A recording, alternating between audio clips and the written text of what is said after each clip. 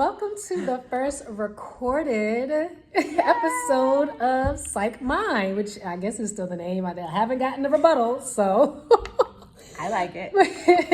but I decided to start recording because Tessa, she said she came prepared with her nails done and her feet. What you want me to show the feet on? We were gonna be in a room, and when I think of a podcast of what I've seen, which I don't watch a lot of them, but when they're recorded, sometimes they're like in the little couch, and and you get a full. Yeah, we don't have. We're not there yet. My toes match my fingers, and I wanted you to see. They're bright pink, so everyone can see. Well, she can show the nails all. This is the best. At what the toesies look like. They're just She's about to do a talk on autism. She has been diagnosed with autism, so this is Tessa's Tism talk. Why can't I go to the reel? I'm just keep the camera rolling because that's where the magic happens. I keep trying to tell you that I'm not. You literally just figured out how to make it. I'm on some girl's page. I don't even know how I got here. And why did it say just watch just now? I need to watch just now so I know which video it is. Because I'm not trying to watch it. I just busted out laughing. I got mine. Got a touch of the tism. ADHD got me pushing the limits, but OCD taught me how to keep my ducks. Oh, you'll never know, though. I just say I'm fine. I just like this part. Definitely baptized in the ADHD though. It's Tessa's Tism talk. Hey! That was the theme song. We're going to incorporate happy hands. People make me so mad because they really think that a Gestalt processor, which is like a type of communication that's found not just in autistic brains, but overall, only uses movie scripts to communicate. And so they don't realize that a Gestalt processor means we see things like a whole picture, right? And then script to communicate in general. So that can be through movie themes. But if we're repeating, that's echolalia and not actually Gestalt processing. It's complicated, but it gets mixed up a lot. Because we hear they're Gestalt processor because they repeat movie lines. There's an epidemic, I should say, going on when it comes to the young people. A lot of teen takeovers. The kids ain't all right. Kids be kidding they're not all right. And the parents aren't either. And I think we've already known that. But the kids, and these are COVID kids, I think that's also a thing that is overlooked. There's a lot of these kids were elementary school kids and middle school kids when COVID was happening. And so now we're seeing the effects of the parenting and COVID and everything. Everything is just coming out right now. But this particular client, she did have the ADHD and autism mix. And I think a lot of people would be surprised to hear that an autistic kid and a kid with ADHD is out here running these streets, basically running the streets. And when she told me that, I said, yeah, we be running things. Exactly. But we're just really good also at getting away with it because people don't understand that the leadership is more covert. I think you're leaning in on others a lot. So it gets pushed under. Very much so. That masking definitely works. It definitely works for sure. And so tell us your perspective on why there is this combination of, this joining together of ADHD and autism. Why are we having a discussion of these two diagnoses possibly coming together as one? What are the similarities? Oh man, this is my favorite, and we really could speak on it for hours because everyone will be like, well, are you sure? And I get on a high horse of two things, so we'll try to keep it short and also succinct in that you could follow those two things. Because I think one, the research that shows that the brain structures, the neurological research, is really compelling to say that we can know and understand that there are more joint things at play than there are separate. Even the genes mapping, right? That shows that there are specific genes that are shared in ADHD as well as autism. And so when you look at those comorbidities and the likelihood and the bidirectionalism of them both, it's what are we really separating and what are we really identifying? because in society we have this idea where it's totally fine to identify ADHD, and doctors diagnose it, right? Pediatricians diagnose it, teachers, you see it at school. There's like a specific criteria for the 504s or the IEPs that kind of just identifies it. But when you talk about autism, it's like, well, Yeah. you need to go get a neuropsych exam, and you need to go see a specialist, and you better wait 2 years, and if you get diagnosed, you need ABA, and it's and it's Oh like, wow, that all comes with the schools? it could be with the schools or in private practice or in general, right? So wow. there's like this idea that I'm going to step back and separate, because schools won't diagnose. Schools, there is a criteria for autism under the special education category, but it's actually really hard to meet criteria, and it's so deficit based that even I'm like, let's just not recommend that one and do something else, and we can have the supports. Or it's more of like, is it being autistic that is impacting the educational piece, or is it something else? And oftentimes it's something else that gets overlooked. So it's very interesting in that manner of like where we view and sit with them both. But when you step back and you look at it on a human level of biology, we know that they are actually very similar. So if we're thinking autism as a spectrum, like a circle, and then we all have our buckets, ADHD and autism, I would say, are a spectrum like a line. And on this line, on this side, you have more presenting things of ADHD, and maybe on this side, you have more of the social sensory piece, which is the only real separator in my opinion. I was going to ask that, like, what would be like when you're seeing a kid, what would be your reason to saying, okay, this is ADHD and not autism, or this is autism for sure and not ADHD? Like, what would be that thing? It's the sensory stuff. A lot of it is the sensory stuff, because hyperactivity and sensory seeking are often like mixed up.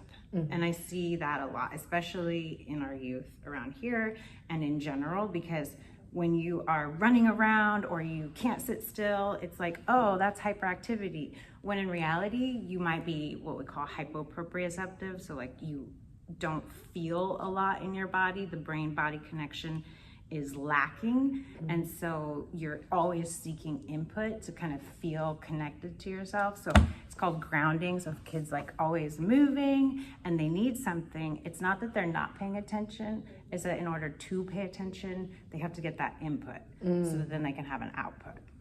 But that often gets looked at as like, nope, they're hyperactive. And again, it's easier to just say, that's ADHD. But when you break it down, are they doing that because of sensory needs? Are they doing that because of like internal dysregulation?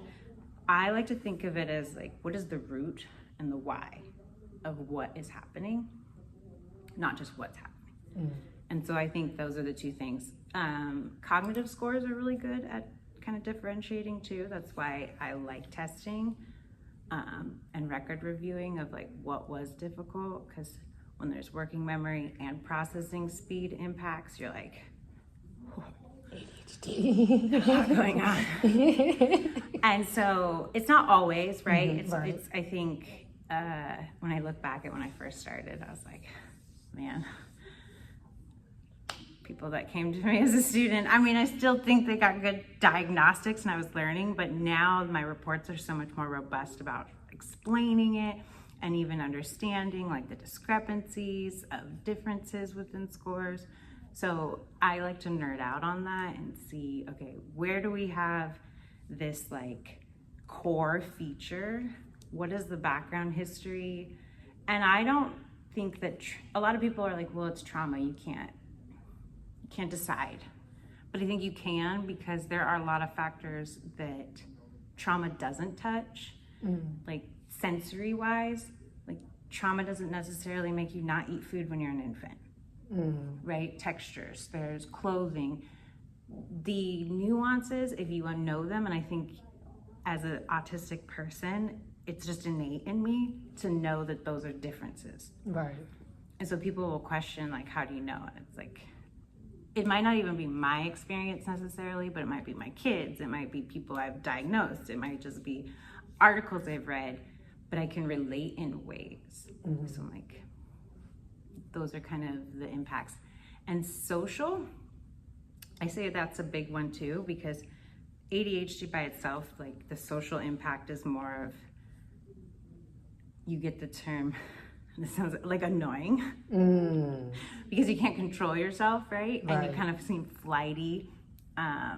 But when you're autistic, you're more of like questioning. You can still do things, and I think that's what people miss too, is that it's not that you're not personable or friendly or social. It's more of like, I feel internally different, but I don't know why. So I'm going to pick up these behaviors and do things this way because I do it, but I don't know why I do it. Right. Like for the teenagers, I'll ask them, what's a friend? Basic question. It's on the ADOS, but I hate the ADOS. But it's a really good question because it's interesting to hear the answers. And so when I hear someone that can tell me and give me like this really great description of what a friend is and what a relationship, I was like, okay, cool. Oh, wow. But when it's like, well, I don't know, like they just know me, or, you know, you kind of get this hang up of the answer, that's when I know to dig deeper.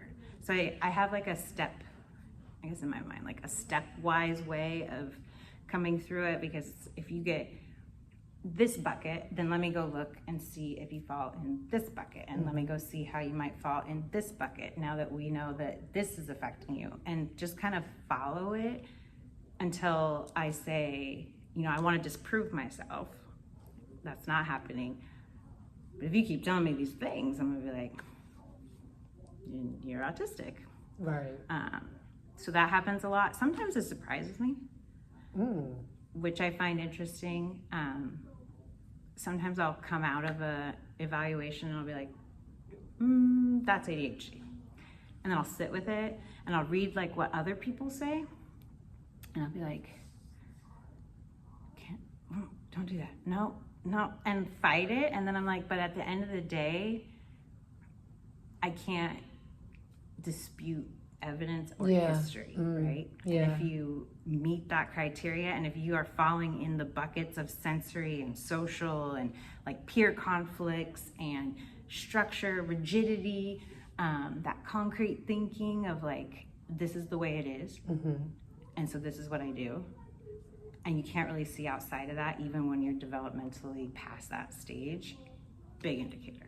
Yeah. I also think, like, to that point, that when you have both, the autism part is the one that is like masked the most, and is also the one that is the most impactful for behaviors that land you in places you should not be.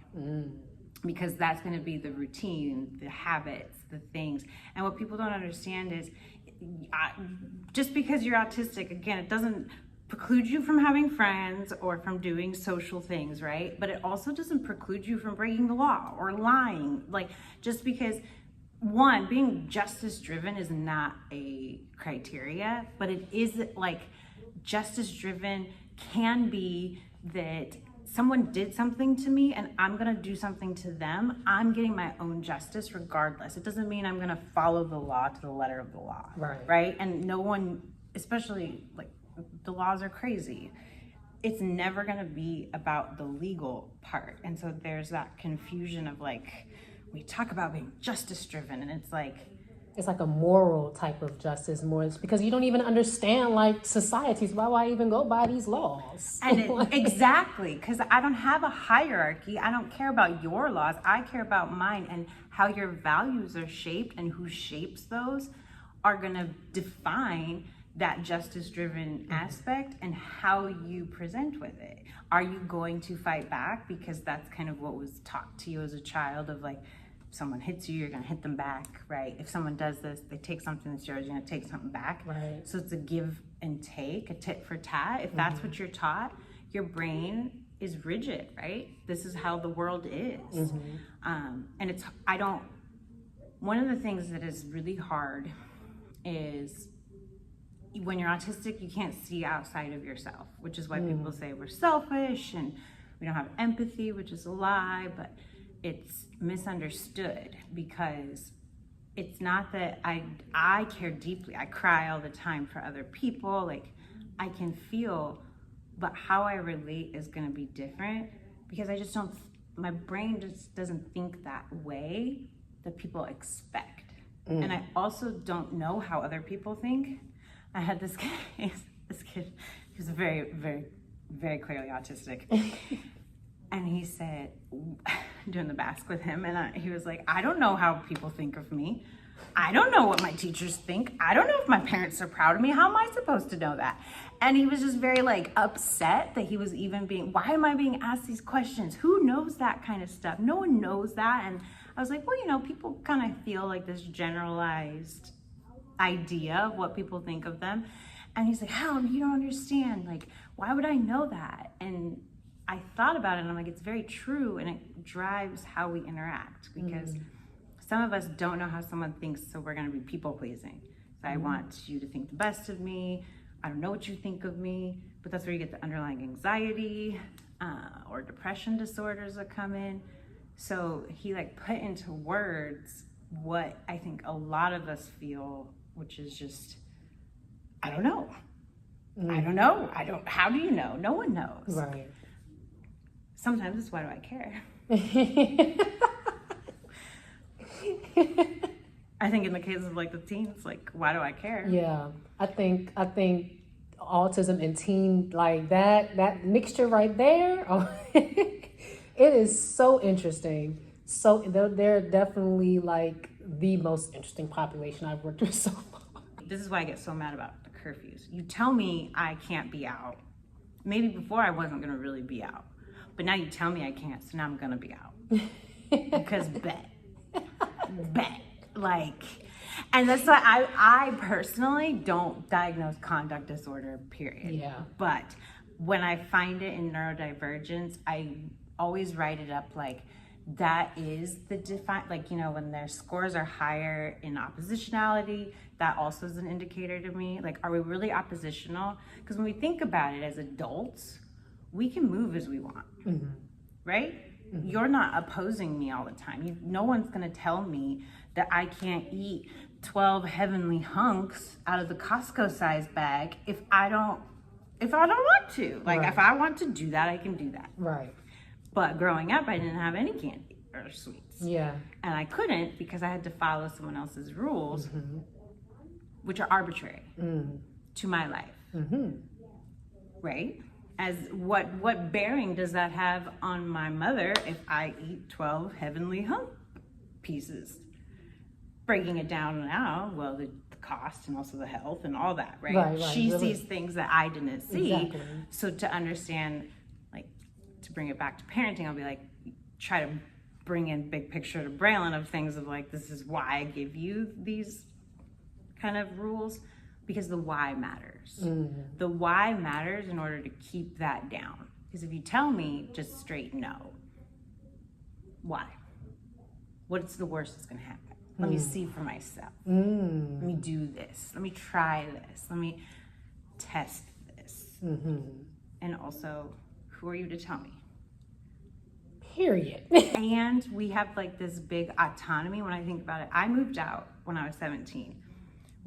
I started college at 16, right? Like, I was on a roll and a mission of life that I'm gonna do these things and you can't stop me. Just gonna do it. But now I see that in my son and I'm like, you don't have to do those things because I did them for you. What are you doing? He said, I'm just gonna go to college. It doesn't matter. I know I'm gonna go to college. And why would I compete with people that I'm not gonna compete with? I'll get into college. And I'm like, bro, because you can go to the college that you want to go to. Like, you don't have to just go off the cuff. And in my mind, I'm like, I went off the cuff, okay? That's me. You don't get to be me. You get to do what I tell you to do. We're gonna do these campus tours. Mom energy, right? Let's get into your personal experience with autism. Like, tell us about that. Like, your journey with autism. Like, now that you have the diagnosis, when you look back on your childhood, what do you think was like overlooked, if everything? Well, it wasn't. But I think this plays out, and I've thought about this a lot. Not only does it play out to the time, because I'm growing up in the 90s in America, I also think it plays into geography, where I grew up, right? I was protected in a sense in this tiny town of less than 1,500 people. We lived in like a bowl. I mean, I guess if you take the outskirts, we had like 2,500 people. But I went to a school with 37 kids in my class, and we were one of the bigger classes. Wow. And like noise level, right? When I think about, I've gone to lunch with the kids here, and I'm just like, oh, die. This is what is happening, especially in the middle school. It's like, oh, I see. And I was with this girl, and we were like, I said, I see why it's hard down here now. I get it. It's so loud. She's like, it's like this every day. She's like, it's worse. She's like, you want to go back upstairs? I said, yep, let's go. Like, I can't imagine. And I think I had a lot of flexibility. And I think I had a lot of teachers because we just grew up in an environment where people know you. And I was really smart, really good at school. And I think there's something to be said that I want to take back. I was really school smart, book smart. There's a huge difference. Because I was really book smart and really not life smart. Okay. Which is what, like... Not street smart. Not street smart. Not at all. Not at all. And but you didn't need to be because your environment. Exactly, right? I could go out. I think about it. I was riding horses. I was riding horses by myself by the time I was 5 years old. Oh, wow. Like using a clothesline to get up on a horse by myself, because my mom was like, well, if you could, I'm not helping you, so if you could go get out, go get on the horse by yourself, bet. Again, bet, right? Like, you're not gonna stop me from doing what I want to do. And also, I'm gonna bother you until I'm gonna do what I wanna do. So, like, to my mom's credit, I spent a lot of time doing what I wanted to do. Which was riding horses or being outside, like, up trees and stuff. So I also think in my environment, I had a lot to do that kids around here don't have access to. Most kids, period, don't have access to, right? Like, they don't get to have, your own horse where you're taking care of animals. My mom was a big animal lover, so we had lots of animals around all the time. And, I think you learn to be empathetic. I also didn't have TV a lot, so I had to read books. I love books, but that just cultivated my imagination and what I could do. Which is also a misconception of being autistic, that we don't have an imagination. Like, that's one of the things I don't like about the ADOS. Yeah, is it'll give you, like, toys, and it's like, oh, if they can't play with the toys. And it's like, bitch, I can play with toys. Wow. I might line my toys up, okay? My ducks might be in a row, but they're gonna have names and jobs and things that they do and personalities that are gonna be different, all right? And they'll quack a little different each one. They might have a different noise. Okay, but they're gonna do things. Just don't take them out of their row, because that's how I could like it. So. And I think, like, I collect. I'm a collector, and I collected, like, when I was little. They don't even Beanie Babies. I don't even know if anyone knows what those are. Yeah. Beanie Babies. I have Beanie Babies. Like these books. I've always been a big book collector. Yeah, always same. had a lot of books. Yeah. Always had a lot of clothes. I used to collect teddy bears. I still do, actually. At my big age, the teddy bear. I still have the teddy bear I got when I was born. Oh, So we love it. We love it. I will shoot myself in the foot. Like the whole, they'll eat when they're hungry. No, we won't.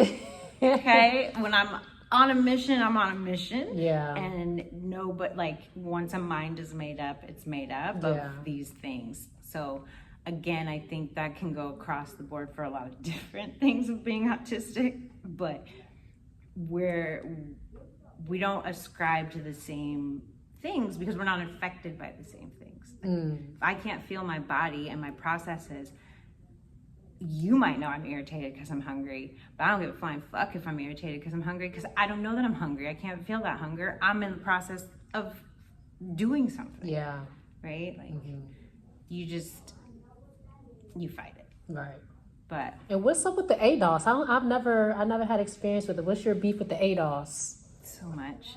So stupid, because more times than not, I've seen people get misdiagnosed because of the use of the ADOS, and shoot. also because I think neurotypical people and I should say this before I even get into it. The creators of the ADOS never meant for it to be like this gold standard. They never meant for it to be like this standalone. It's supposed to be with all this other stuff. And we as a field have used it as like, this is the light. Like Medicare, in order to get for them to pay for an assessment, you have to use the ADOS. And it's like, we have so many better measures we know now that, one, are more sensitive to the nuances. I think that the ADOS is normed on little white boys, and so it is only like, you're gonna line up the toys. Are you like, what? You have to be so more high needs and more typical presenting because of the way it's scored. So if you say you have friends, then you're gonna get like a 0, when really, what are those friendships like? How long have you had friends? What is that gonna be? There's reading stories, and it's like, again, we have imaginations. We're plentiful of like abundant thought processes, right? And I've never even heard of that autistic people don't have imaginations. That's crazy. That we're blunted, right? That there's this idea. And some of it is like, I'll watch Malcolm play, and some of it I think is like, he'll use names of people he already knows, like when he's playing. And so some of that can be interpreted, I think, as like, oh, he's not really playing, or he's reenacting. But I think even reenacting is playing, right? Like, we've talked about playing. We have this rigid idea of what play should look like as a society, and the ADOS plays into that play, into that idea of what it should look like, and then says you are or are not autistic based off of those kind of cues. But really, that should never be the bottom line. Right. Imagine that, structuring play. Yeah, I think this is also where it doesn't pick up the nuances of also being ADHD, right? With both ADHD and the ASD, because I need input. I'm moving. My thoughts are moving. My body's moving. I'm going to do all the things. I'm going to go through all the things. And if you go through all the things, then you're going to score one way or the other to kind of look like you're not autistic. And it doesn't account for masking. I mean, there's so much. Wow. There's so much. And yet, neurotypical people will put so much impact into that. It's like, oh, but I felt like they were autistic, but then their ADOS score didn't meet criteria. Off of just that one score? Literally. And it's like, we have to be better as a field to understand, one, that we got to look at the research of the people who created it, and like why they created it, and what they meant by it, and who it was normed on, and what that means, and what the standards are, and also what the nuances are, and be better and more diligent about, like, I like the MIGDAS, which is right. I love me a MIGDAS, because you get more impact, and you get more, it's natural. Also, imagine, okay, well, now I'm gonna test you to see if you're autistic, and you're gonna play with these, and it's like the ADOS is modules, so you're gonna bring out the different things, and you're like, wait, let me go get this other thing, let me get this. It's so awkward that for me, I'm like, and the higher like cognitive levels you have, of course you're gonna beat it, whatever you want to call it, because also I'm smart, and you want me to do something, I'll do it. Exactly. You want me to read this book, I'll read this book. Exactly. Like, what? So I like the MIGDAS because it's more natural and like interactive, and you can do it without it being like so overt that it's like intermixed, and you just get do you have even just talking about sensory with people, right? They make faces, the way they talk about it, the stories they'll just like, oh my God, you know, and then you're like, okay, cool. Like, or parents will be like, oh my gosh, I just knew when they didn't eat, you know, mashed potatoes and they're an infant and refused and blah, blah, blah. And so you get a lot more of that like textured story, and you're like, yes. And I think giving that back in a report helps people also understand themselves. Yeah.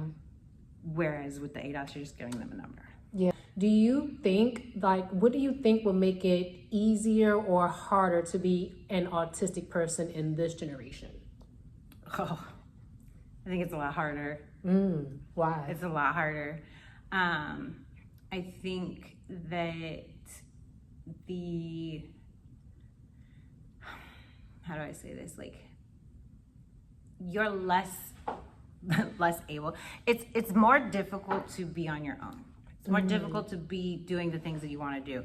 And when I think about access, like, one of the other things that was like, wow, maybe we should consider that there's something going on with her, is that why did my mom have me in every activity that there ever was? Because no one wanted me at home. Like, not that she didn't want me at home, but like, I have so much. I played basketball, volleyball, cheerleader, tennis, danced every weekend till I was 16, horseback riding, shows, you know. There wasn't a time I wasn't doing something, multiple somethings, starting college at 16 and a job and, you know, still playing sports. There was a lot of access for me though. Those sports were at school. School's close, location-wise, getting to and from things. Nowadays, what can you put your energy to? Sports are harder to access, even at a young age. And expensive. It's so expensive. Yeah. Swimming, like, and I grew up in nature, in the fact that I grew up in the mountains, right? So I'm always in the water. I'm always doing something where I think you have this outlet. And in a small environment where everyone knows you, you have a safety. And I think it's harder because we don't have a safe, like, when you grow up safe, that defines the structure of your brain, right? Regardless of anything that happens after that, I had a foundation that was safe. And what I see now is it doesn't matter socioeconomic or not, kids don't grow up safe. Especially here. Right? Especially in right? the city. Especially here. And that's the thing. That's what brought me over here. Is like, you have especially cut off access and people don't understand, right? It takes 10 miles, it takes 2 hours. So people say, just go here or do this. And what is your you know, what do you mean? And it's like, you can't play school sports when the school has 2,500 kids and 10 spots, right? Like, so if you don't have school sports and you still have to pay and you don't have extra money to pay, you can't do extracurricular because that also costs money. But where are you going to go to do that? Because location, you can't send your kids by themselves, right? There's so many barriers to, and it's not just sports, it's any activity, right? It's foundational education. It's one-on-one attention. It's the ability to invest in special interests, right? Like, I like horses, obviously. I like animals. I was able to do the things that were interesting to me without limit. And that's something like kids don't get. So they get video games, right? You like basketball, you're gonna play it on a video game. You like clothes, you might want to take them, right? Like, because it doesn't stop you from liking what you like, Right. and trying to stop that, like I said, makes it worse, or it just doesn't, you feel unfulfilled. So I think it's a lot harder to deal with. I also think sensory is harder. Live in a bright ass world, Yeah. a loud ass world. Yeah. Got ads everywhere. And we also, what I see is a lot of grouping. I feel like there may, like, of course, growing up in the 90s, like, especially as a Black girl in a white area where my body did not fit the standard. I understand what that feels like, but at the same time, I also think that there was a lot of like expectation, but it's not in your face because you don't have social media, you don't have all of these like pressures. And now we have all of these pressures, but we also have people, like we group ourselves in like groups. And so our groups are not diverse. And I think as an autistic person, we don't group ourselves. So where do you fit in? Like, why do people do that? Why do they all like this thing? Like, I just like everyone. Right? And even in school, I could go Go in from every table to group. table. Right, yeah. Like, but then there are people that only stay at their one table. And I think it's harder because you're not as accepted. So yeah, I just think it's more difficult. And I just think like, yeah, especially being an autistic person in like a city like DC. Like this is definitely not a conducive a safe environment. There's always something. You never know. Some person got shot on the bus 7 o'clock early this morning. Early yesterday morning. Oh, like, I saw that. Yeah, like why do you have a shotgun out? At 7 in the morning, like up by my high school. Like, and that's Northwest where the white people be at. So like, what are we doing? Like, it's not safe out here. That's why I said the kids are not all right. The parents aren't all right. This is a very good conversation. I think it sheds light on like a very like hot topic right now. Like I think ADHD is definitely like everyone is diagnosing themselves and just getting like official diagnosis with ADHD. I think people are more open to talking about autism now, even though it's a very serious diagnosis. I don't think it's like anything to like play with at all. Like none of the diagnoses are. But I think just the conversations that are happening on TikTok, social media, people are opening up to the idea that, you know, there may be something else going on with my child, and get that checked out if you can. There's a lot of steps, as Dr. Tessa has said, there's a lot of steps for getting, you know, that evaluation and everything into place, but it's definitely worth it. And it definitely will answer some questions and clear things up, because I'm sure that child's parents that sparked this whole conversation, when she finally gets that report and, you know, she knows that her child has, you know, autism, just like because she takes care of autistic people. So I'm like, you already are capable of handling this. You just probably didn't, you know, you didn't want to see it in your baby girl probably. And that's something, I think denial is like our biggest enemy when it comes to autism diagnoses is that, because people still have their hangups. There's still a stigma when it comes to it. So that's why we have Dr. Tessa here, a newborn doctor. I'm like,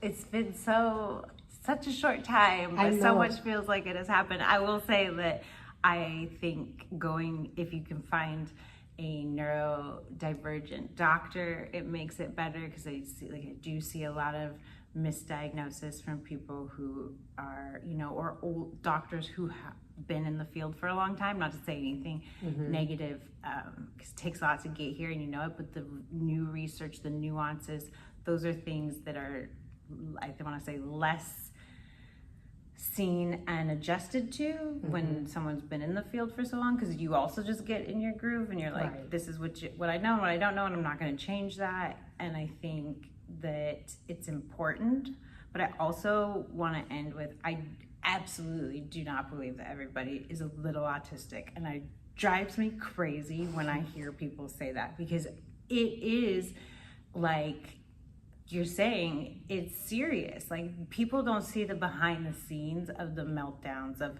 like what I can wear, what I can't wear, what I can do, what I do know, the relationships that I don't understand. It's hard. It's hard every day, and I am definitely privileged, and again, with my support and access and, you know, knowledge. But at the same time, it will never take away from the fact that I have to lean on a system of people. And now I know why I lean on the system where I fall. But it doesn't change that. And so I think making light of it, or saying like, this is just, everyone has interest, yes, but not to this degree, like not to the degree that you won't eat or you won't do something, or like, you miss out on things or forget to do things. There's a detriment, there's a cost. Right. And as being an autistic person or having ADHD, there's always a cost, and people don't understand when you have it as a whole. That cost can be, I've been married twice, right? I've been in abusive relationships twice. I've been with someone who's murdered someone. The cost can be life. And so while I'm glad the stigma is falling, I think the shift needs to be, how do we support? And how do we find resources for adults? Because still only about 20% of autistic people work. So I am of a smaller, degree. How do we support and understand, you're not ever going to change an autistic person's interests or what they're going to do. That's something we shift and change. But how do you redirect the energy maybe and show and teach to all of those things matter? So yeah.